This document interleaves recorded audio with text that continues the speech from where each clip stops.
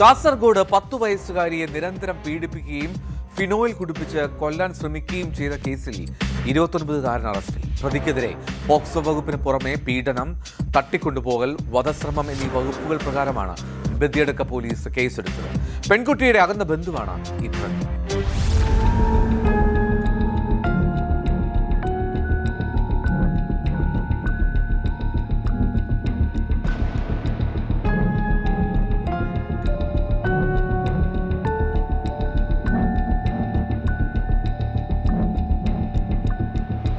Badiyadka police station പരിധിയിലാണ് സംഭവം.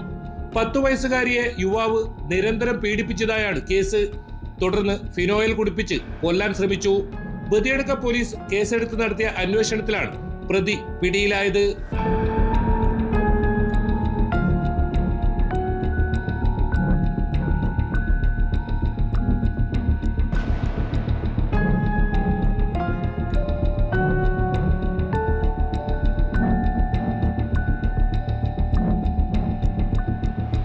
അകന്ന ബന്ധുവായ യുവാവ് കുറെ കാലമായി പെൺകുട്ടിയുടെ വീട്ടിലാണ് താമസിച്ചു വന്നത്.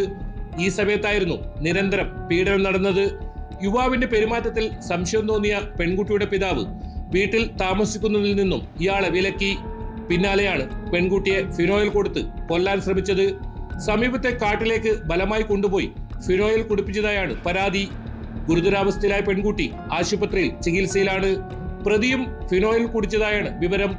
ഇയാൾ പോലീസ് കാവലിൽ ആശുപത്രിയിലാണ്.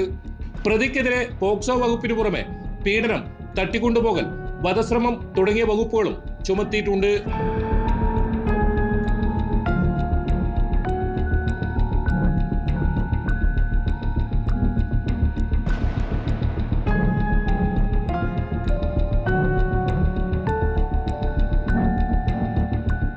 ന്യൂസ് 18 കാസർഗോഡ്.